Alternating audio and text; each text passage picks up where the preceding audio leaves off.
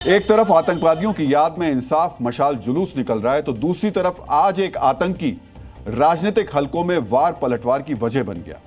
यह नाम है जेकेएलएफ के आतंकी यासिन मलिक का। राजनीति में आज यासिन मलिक और कांग्रेस को लेकर क्या कुछ कहा गया, यह समझने के लिए आपको सबसे पहले वो हलफनामा बेहद गौर से देखना चाहिए जो यासिन मलिक ने दिल्ली हाईकोर्ट में पेश किया। 85 पन्नों का यह पूरा हलफनामा आप इस वक्त डीएनए में देख रहे हैं, जो स्क्रीन है उस पर। हलफनामे में जब आप पेज नंबर 60 पर जाएंगे तो वहां यासिन मलिक लिखता है, जब मैं पाकिस्तान से लौटकर दिल्ली आया था तब इंटेलिजेंस ब्यूरो के विशेष निदेशक वी के जोशी ने मुझसे मुलाकात की थी और मुझे तत्कालीन प्रधानमंत्री मनमोहन सिंह से मिलने के लिए कहा था। मैं उसी शाम मनमोहन सिंह से मिला। इस मुलाकात में तत्कालीन एनएसए एनके नारायण भी मौजूद थे। मैंने उन्हें पाकिस्तान में हाफिज सईद और दूसरे आतंकी गुटों से हुई मुलाकात के बारे में बताया। मेरी कोशिशों के लिए मनमोहन सिंह ने आभार भी जताया। मैंने ये मुलाकात इंटेलिजेंस ब्यूरो के विशेष निदेशक के कहने पर की थी। इस हलफनामे के जरिए यासिन मलिक ने दावा किया है कि हाफिज सईद जैसे आतंकवादियों से उसकी मुलाकात मनमोहन सिंह की सरकार के कहने पर हुई थी। इतना ही नहीं, हलफनामे में यासिन मलिक ने यूपीए सरकार से रिश्तों पर बाकायदा पूरा चैप्टर लिखा है। इसी हलफनामे के 22वें पन्ने पर यासिन मलिक ने मनमोहन सिंह से मुलाकात का एक और जिक्र किया। यासिन मलिक ने मनमोहन सिंह से मीटिंग को लेकर क्या कहा, यह भी आपको बेहद गौर से देखना चाहिए। हलफनामे में यासिन मलिक कहता है कि जब मैंने मनमोहन सिंह से मुलाकात की तो उन्होंने कहा, भारत सरकार कश्मीर के मुद्दे को हल करना चाहती है और इसके लिए पाकिस्तान से भी बातचीत चल रही है। मनमोहन सिंह ने मुझसे यह भी कहा था, चिंता मत करो मलिक, मैं वाकई इस मुद्दे का समाधान चाहता हूं। यूपीए सरकार से अपने रिश्ते बताता यासिन मलिक का हलफनामा दायर तो कोर्ट में किया गया था, लेकिन इसका असर सियासी हलकों तक नजर आया। एक आतंकी का हलफनामा किस तरह राजनीतिक वार पलटवार की वजह बना, यह भी आपको गौर से देखना और सुनना चाहिए। यासिन मलिक ने जो एफिडेविट दिया, उसके बाद वो पूर्व प्रधानमंत्री मनमोहन सिंह से मिले, ये सब उन्होंने कहा है, तो ये आई वॉश है। प्रधानमंत्री मनमोहन सिंह तो क्या थे? He was just a stand alone prime minister. Basically वो ब्रीफिंग देने गए थे सोनिया गांधी जी को। ये पूरा का पूरा गांधी परिवार जो है, ये हमेशा आतंकवादियों से मिला रहा, जब सत्ता में था तब भी, आज जब सत्ता में नहीं है तब भी।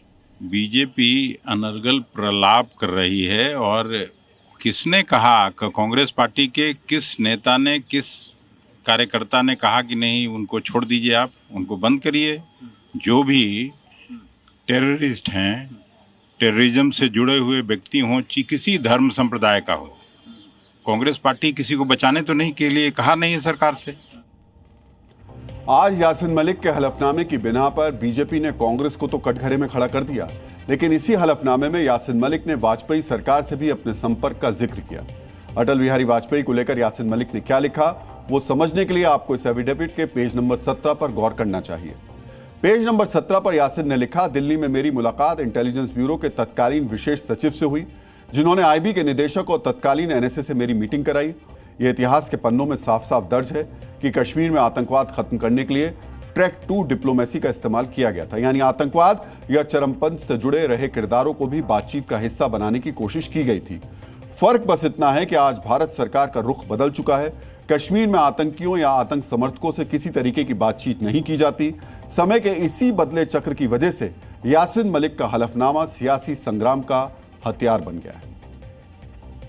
हो सकता है आपके अंदर यह सवाल उठ रहा हो कि आखिर आतंकी यासिन मलिक ने इस हलफनामे के जरिए गड़े मुर्दे क्यों उखाड़े, तो इसका एक ही जवाब है, यासिन मलिक अपने लिए सहानुभूति जुटाना चाहता है ताकि उस पर लगे आतंक से जुड़े संगीन आरोपों में कुछ राहत मिल जाए। यानी यासिन मलिक उस कहावत को सच कर रहा है कि 100 चूहे खाकर बिल्ली हज को चली। यासिन मलिक की इस कोशिश की झलक 85 पन्नों के हलफनामे में ही मिलती है। इस एफिडेविट के 20वें पन्ने पर यासिन मलिक ने लिखा है कि 2002 में मैंने पूरे जम्मू कश्मीर में एक सिग्नेचर कैंपेन शुरू किया। मेरा मकसद था कि घाटी में हिंसा खत्म हो जाए और कश्मीर के मुद्दे पर स्थानीय नेताओं को भी पक्षकार बनाया जाए। मैं गांव-गांव गया और तब जाकर मैं 15 लाख कश्मीरियों तक अपनी बात पहुंचा पाया। जिस आतंकी पर वायुसेना के अफसरों के कत्ल का इल्जाम है, वो खुद को कश्मीर का शांति दूत बता रहा है। यह बताने के लिए काफी है कि अदालत में पेश हलफनामे के पीछे यासिन मलिक का मकसद अपने लिए सिंपैथी जुटाना है। हैरान करने वाली बात यह है कि जैसे ही यासिन मलिक का हलफनामा खबरों का हिस्सा बना, उसी वक्त कश्मीर की सियासत का बड़ा चेहरा कही जाने वाली महबूबा मुफ्ती भी अचानक एक्शन में आ गई। यासिन मलिक को लेकर महबूबा मुफ्ती ने क्या किया और कहा, यह भी आपको देखना और समझना चाहिए। महबूबा मुफ्ती ने गृहमंत्री अमित शाह को पत्र लिखकर कहा, मैं गृहमंत्री से अपील करती हूं कि मानवीय आधार पर यासिन मलिक के मामले को रिव्यू किया जाए। मैं यासिन मलिक के विचारों से सहमत नहीं हूं, लेकिन जिस तरह आतंक का रास्ता छोड़कर यासिन मलिक ने अहिंसा का मार्ग अपनाया है, उसे नकारा नहीं जा सकता। महबूबा मुफ्ती की मानवीय आधार पर यह कथित अपील वाकई हैरान करती है। जिस यासिन मलिक पर 1979 में महबूबा की बहन रुबैया सईद की किडनैपिंग का इल्जाम है, 1989 में किडनैपिंग के इस मामले में यासिन मलिक पर अब तक मुकदमा चल रहा है, उसी यासिन मलिक के लिए महबूबा मुफ्ती मानवीय आधारों की दलील दे रही है। शायद इसी को राजनीति शास्त्र में पॉलिटिकल कंपल्शन कहा जाता है। जी न्यूज़।